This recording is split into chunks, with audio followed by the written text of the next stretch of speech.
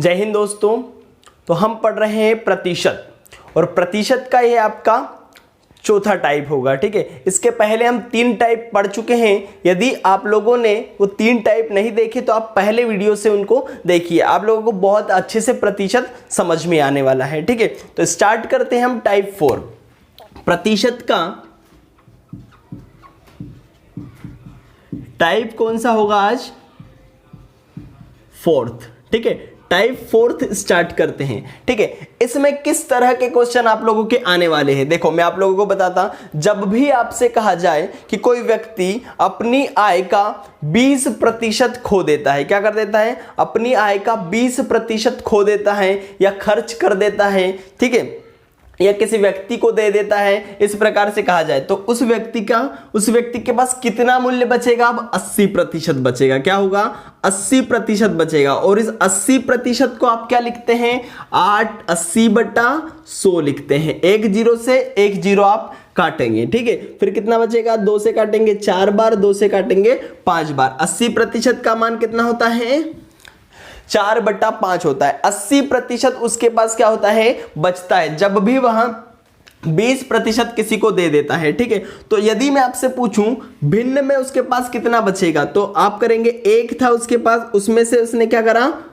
80% उसके पास बचा है। ठीक है, 80% जब उसके पास बचा है तो 80% का मान कैसे लिखते हैं? 4/5। तो उसने खर्च कितना किया? 1/5 भाग उसने खर्च कर दिया। ठीक है, यदि उसी प्रकार से हम देखें, आगे बढ़ते हैं और देखें कि 20% जब वह खर्च करता है तो उसके पास 80% बचता है। अब मान लीजिए उसने 75% क्या कर दिया है? खर्च कर दिया। अब आप बताइए उसके पास भिन्न में कितने रुपए बचेंगे, है ना? भिन्न में यदि हम निकालना चाहे तो 75% का मान कितना? 3/4। कितना होता है? 3/4। 75% का मान कितना होता है? 3/4। कैसे निकाला? 75/100।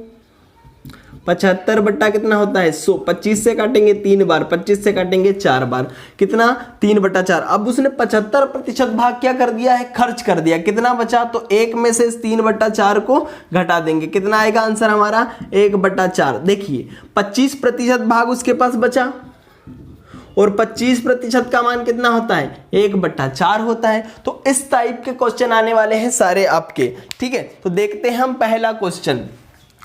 टाइप नंबर 4 का पहला क्वेश्चन हम देखते हैं और उसे हल करने की कोशिश करते हैं। ठीक है, पहला क्वेश्चन है, जोसेफ अपनी आय का 20% मकान किराए के रूप में खर्च करता है और शेष का 70% घरेलू खर्च पर। तदनुसार यदि उसकी बचत 1800 रुपए की है तो उसकी आय कितनी होगी? देखिए 20% मकान खर्च पर और शेष का 70% घरेलू खर्च पर, है ना? और उसकी जो आय है उसका कितना? सिर्फ 1800 रुपए उसके पास बचे हैं। तो उसकी आय कितनी थी? हमको उसकी आय पता नहीं है, हमने क्या कर लिया?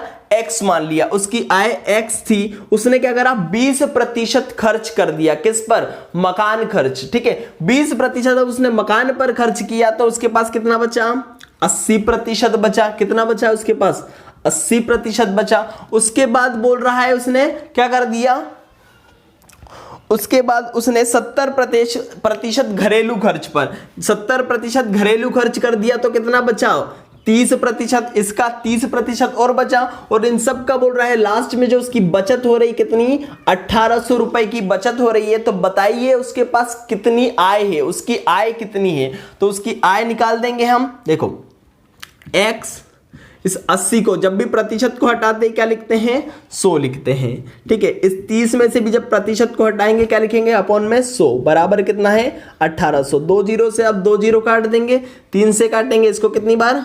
6 बार कट जाएगा। फिर 2 से काटिए इसको, 2 चौक 8, 2 तिया कितना होता है? 6 होता है। ठीक है, ये इंटू है, तो x into 4/100 into 1/100 equals to 3। ठीक है, 4 से इसको काट दीजिए कितनी बार?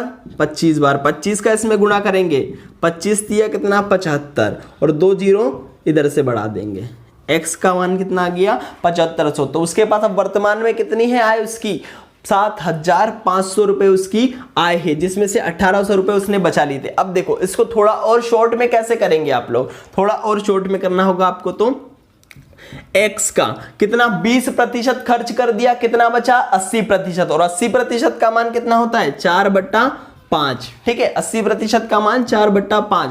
फिर उसने 70% खर्च कर दिया, कितना बचा 30%, 30% का मान 3/4, 3/10, 70% का मान कितना होता है 30% का मान 3/10 होता है, और लास्ट में उसके बाद बचत कितनी हुई थी 1800 रुपए, ठीक है। 3 से काटेंगे इसको, कितनी बार कटेगा 3 चौक 6 बार कटेगा ना, 3 6 18। फिर 4 से काटेंगे इसको, कितनी बार कट जाएगा ये 4 से काटिए इसको, 4 से कितनी बार कटेगा 4 दूना 4 एकम 4, फिर काटेंगे 2 बचा 4 5 20, 150 बार कटा, ठीक है। x बराबर 150 गुणा 50, ठीक है कितना हो गया 15 का 5 बार गुणा करेंगे तो कितनी बार 75, है ना, 2 0 ऐसे ही लगा दी, ये हो गया आपका आंसर, ठीक है। समझ में आ गया होगा आप लोगों को। अगला क्वेश्चन देखते हैं। चलिए अगला क्वेश्चन क्या है आपका,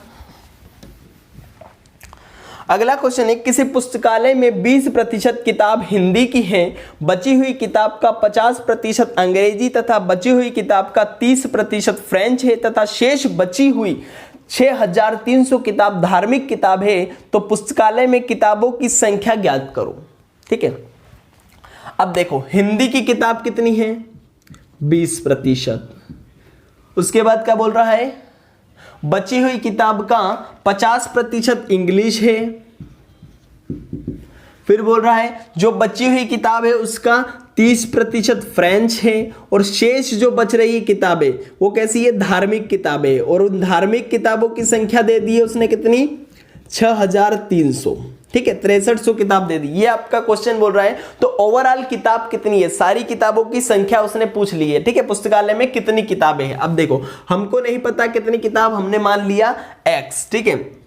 20% किताब हिंदी है, हिंदी को हटा दो, कितनी बची 80%, और 80% का मान कितना लिखते हैं हम 4/5, 80% का मान होता है 4/5, और इन शेष जो 80% है उनका भी शेष कितना 50% किताब इंग्लिश की है, इंग्लिश को भी हटा दो, बची कितनी 1/2, है ना, 50% का मान 1/2 होता है, फिर 50% बची तो 50% को क्या लिख दिया 1/2, फिर बोल रहा है शेष की 30% फ्रेंच है, 30% फ्रेंच है तो कितनी बची 7/10, है ना, 70% दूसरी किताब बची है, ठीक है। और बोल रहा है जो बची हुई ये किताबें, ठीक है, ये सारी कितनी है धार्मिक किताबें हैं, तो इन धार्मिक किताबों की कितनी हो गई 6300। तो आप बताइए टोटल किताब कितनी है, x की वैल्यू यहां से निकाल सकते हैं, देखो 7 से काटेंगे कितनी बार 9 बार, फिर काटेंगे 4 से कितनी बार कटेगा 4 दूना 8, फिर 1 बचा, फिर 4 दूना 8, ठीक है, फिर 2 बचा 4 5 20, ठीक है। क्या हो गया आपका x गुणा 1/5 गुणा 1/2 गुणा 1/10 बराबर 225। देखो 5 दूना कितना हो गया 10, और 10 का गुणा करेंगे 100, है ना, 100 का इसमें गुणा कर देंगे, इधर भेजेंगे बराबर के इधर, कितना हो जाएगा 22,500। टोटल किताब कितनी आ गई 22,500 किताब उसके पास टोटल आ गई, ठीक है। अब यदि आप इसे प्रतिशत में लिखकर करते तो थोड़ा और कॉम्प्लिकेट होता, ठीक है, इसलिए हमने क्या करा इसे भिन्न में परिवर्तित कर लिया। भिन्न में परिवर्तित करना मैंने आप लोगों को सिखा दिया है, ठीक है। चलिए एक बार और बता देते हैं आपको प्रतिशत में कैसे होगा, ठीक है। देखो इधर x का कितना 80% बचता, फिर 80% के बाद आप कैसे लिखते हैं इसको, फिर बोल रहा था कितना 50% अंग्रेजी है तो 50% बची हुई शेष किताब होगी, ठीक है। उसके बाद बोल रहा था 30% क्या है फ्रेंच है तो 70% अन्य किताब होगी। उसके बाद जो टोटल किताब है वो कौन सी है धार्मिक किताब है, और धार्मिक किताबों की संख्या कितनी 6300। जब आप इसे भी सोल्व करेंगे तो आपका वही आंसर आने वाला है, ठीक है।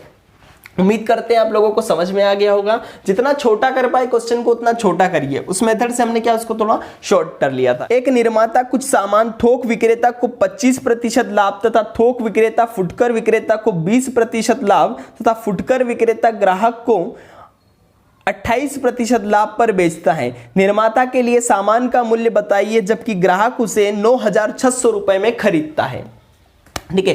3 बार लाभ हो गया, एक बार 25%, फिर 20% और फिर 28%, ठीक है।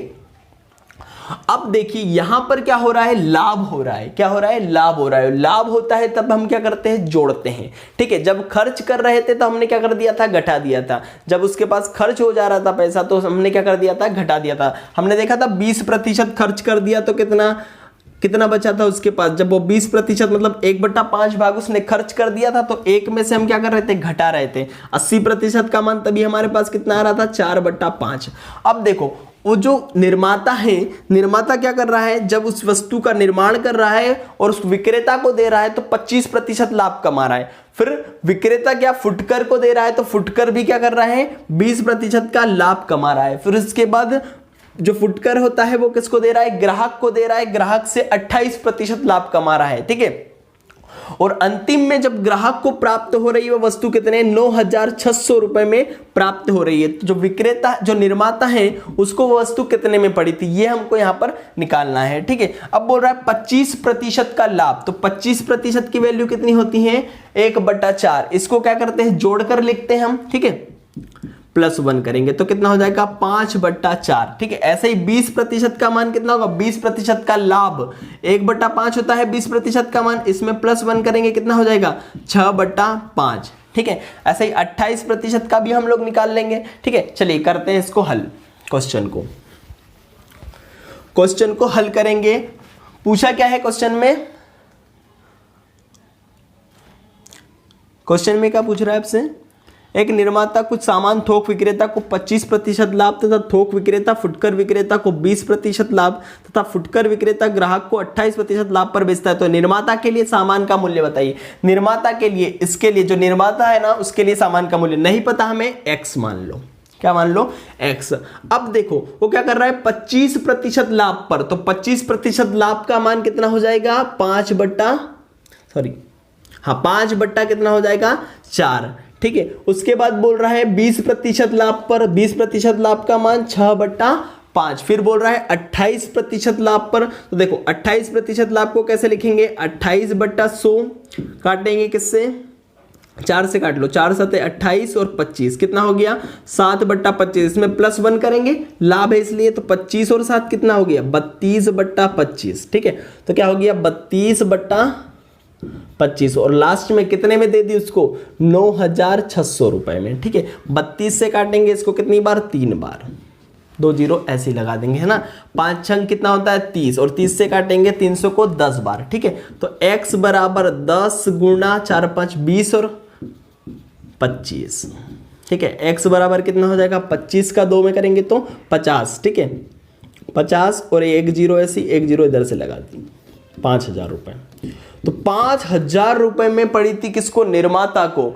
ठीक है, और उसने बेची कितने में, लास्ट में ग्राहक को 9,600 रुपए में। तीनों लोगों ने लाभ कमा लिया, एक ने 25%, एक ने 20% और एक ने 28% लाभ कमा लिया। तो उम्मीद करते हैं आप लोगों को समझ में आ गया होगा ये क्वेश्चन अच्छे से।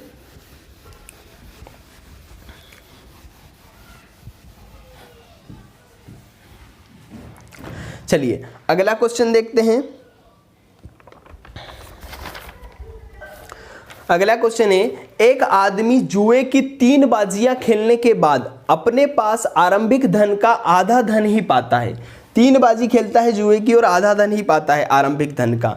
जुए की शर्तानुसार यदि ये प्रत्येक बाजी जीतता है तो उसे 100 रुपए मिलेंगे, परंतु उसे अपने कुल मौजूद धन का 50% धन वापस जुए खाने में जमा करना होगा। यदि वह तीनों ही बाजियां जीतता है तो आरंभ में उसके पास कितना धन था। अब देखो क्वेश्चन को समझिए आप, उसने पूछा है आरंभ में उसके पास कितना धन था। आरंभ में जितना धन था हमको नहीं पता है। ठीक है, और बोल रहा है 3 बाजी खेलता है और तीनों ही बाजी जीतता है, और जब भी वह एक बाजी जीतता है तो उसे 100 रुपए मिलते हैं। लेकिन बोल रहा है उसका 50% ही उसको मिल पा रहा है। ठीक है, क्या कर रहा है, 50% ही उसको मिलता है। देखो बोला है क्वेश्चन में उसने 100 रुपए मिलेंगी, परंतु उसे अपने कुल मौजूद धन का 50% धन वापस जुए खाने में जमा करना पड़ता है। ठीक है, उसके पास अभी कितना है, x रुपए। उसने क्या करा, पहली बाजी जीती 100, लेकिन उसमें से अपने 1/2 मतलब 50% वापस जुए खाने में जमा किया। फिर उसको मिले कितने, 100 रुपए। फिर उसने क्या करा, 1/2 भाग जुए खाने में जमा किया, ठीक है। फिर उसने तीसरी बाजी जीती, फिर भी उसने क्या कर दिया, 1/2 भाग जुए खाने में। और अंतिम रूप से क्या होगा, जब भी उसको जो धनराशि प्राप्त होती है वह प्राप्त होती है उसकी प्रारंभिक की आधी ही प्राप्त होती है। इतना आपको क्वेश्चन में दिया हुआ है, ठीक है। तो अब आप इसको हल कर लीजिए। कैसे हल करेंगे इसे, देखो सबसे पहले इसे 1/2 का इसमें गुणा करेंगे, कितना होगा x/2 + 50, है ना। 100 का 2 में भाग करेंगे, कितना हो जाएगा 50। अब इस 100 में इस 1/2 का गुणा करेंगे, कितना हो जाएगा ये 50, है ना। इसे 1/2 का इसमें भी पूरा गुणा करना पड़ेगा क्योंकि कोष्टक लगा हुआ है, ठीक है। प्लस फिर इसे 1/2 का करेंगे, कितना 50। फिर इसे 1/2 का इस वाले 50 में भी करना पड़ेगा, कितना हो जाएगा 50/2 हो जाएगा, बराबर x/2। और इस 1/2 का आपको इसमें भी गुणा करना पड़ेगा। देखो 3 बार है ना, एक बार यहां कर दिया, फिर एक बार कर दिया, फिर एक और बार बचा है तो इसका भी गुणा कर देंगे। देखो अब इसको हल करते हैं अपन, 1/4 x/2 + 50, ये 500 नहीं है 50, 50 + 50/2 + 50, ठीक है, बराबर x/2। 1/4 का इसमें गुणा करेंगे, x/8 + 50/4 + 50/2 + 50 + x/2, ठीक है। इसको पूरे को हल करेंगे, कितना एलसीएम 8, x + 100, है ना, 4 दूना 8 और 100 4 20 + 8 5 40, 400 बराबर, ये एलसीएम तो आप लोगों को हल करना आता है ना, आता होगा, ठीक है। ये x लिखेंगे यहाँ पर, ठीक है। देखो अब ये कितना हो गया, 100 200 300 और 400 700। तो x + 700/8 बराबर x/2। 2 से काट दो इसको, कितनी बार 4 बार कटेगा, ठीक है। x + 700 बराबर कितना हो गया आपका 4x, है ना। तो x बराबर कितना हो गया, इस x को इधर भेजेंगे, 4x में से x माइनस होगा तो 3x बराबर 700। तो x बराबर कितना आ गया 700/3, ठीक है। तो ये उसके पास कितनी धनराशि बचेगी, कितनी धनराशि थी, तो 700/3 रुपए, कितने 700/3 रुपए, यही होगा आपका आंसर। चलिए आगे बढ़ते हैं, अगला क्वेश्चन देखते हैं।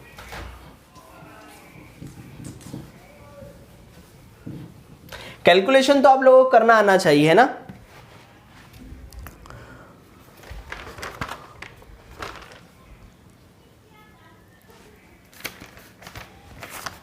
अगला क्वेश्चन है, ए तथा बी की कुल आय 1500 रुपए है। ए ने अपनी आय का 90% तथा बी ने अपनी आय का 80% खर्च किया।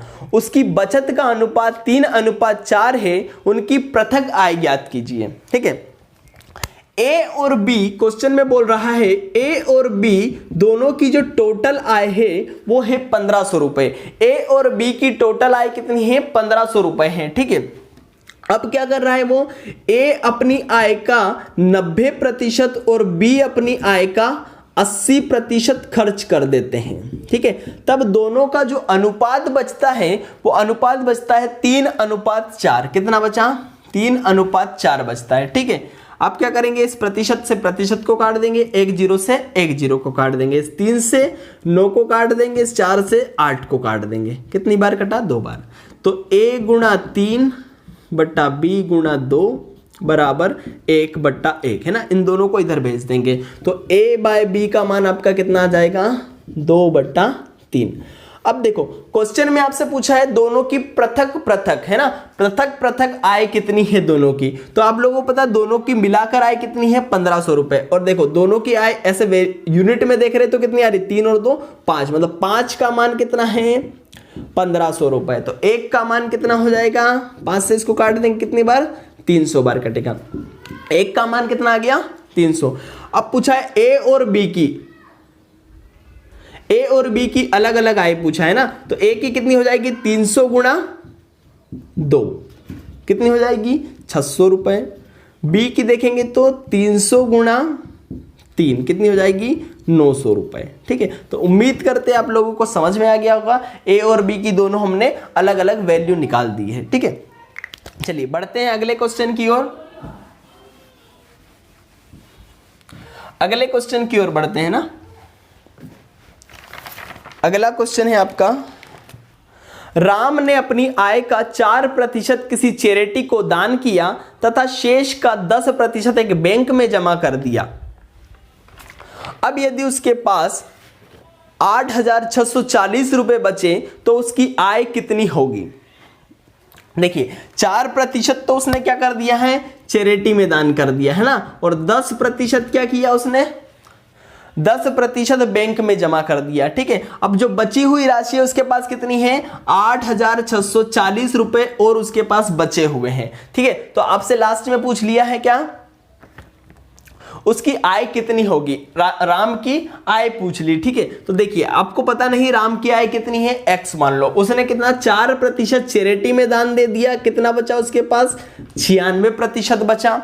फिर उसने 10% बैंक में जमा कर दिया, कितना बचा, 90% बचा। और ओवरऑल उसकी जो बचत है वो अभी उसके पास है कितनी, 8,640 रुपए। ठीक है, आप क्या करेंगे, x इंटू 96/100 है ना, प्रतिशत को हटाएंगे, 90/100 बराबर 8,640। 1 0 से 1 0 आप काट दीजिए, 9 से काटेंगे इसको कितनी बार, 9 से 9 बार कटेगा 81, फिर बचा कितना 5, 9 से 6 बार कटेगा 96, और 96 से 96 को काट दीजिए, कितना बचा, x बराबर इन दोनों का इधर गुणा कर देंगे तो हो जाएगा 10,000 रुपए। कैलकुलेशन तो आप लोगों को आना चाहिए है ना, तो x का मान कितना आ गया, 10,000 रुपए। तो राम की आय कितनी, 10,000 रुपए है। चलिए आगे बढ़ते हैं, अगला क्वेश्चन देखते हैं। अगला क्वेश्चन बोल रहा है, एक कॉन्ट्रैक्टर के पास कुछ तार है, 10% भाग जिसमें से चोरी कर लिया जाता है, बचे भाग का 70% भाग उसने बेच दिया। तार की वास्तविक लंबाई ज्ञात करें यदि 810 मीटर तार अभी भी उसके पास बचा हुआ है।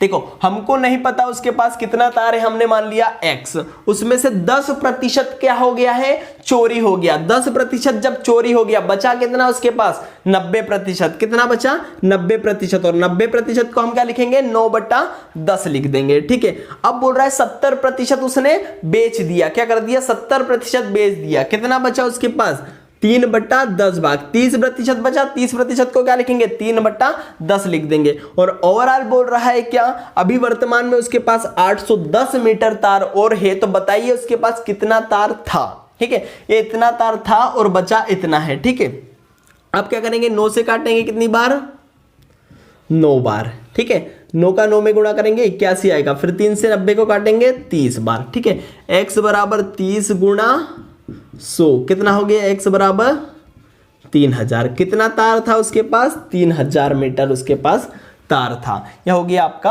आंसर। चलिए देखते हैं अगला क्वेश्चन। अगला क्वेश्चन देखते हैं, क्या है अगला क्वेश्चन। कोई आदमी अपनी मुद्रा का 20% खो देता है, शेष मुद्रा का 25% खर्च करने के बाद उसके पास 480 रुपए बच जाते हैं, तो मूलतः उसके पास कितनी राशि है।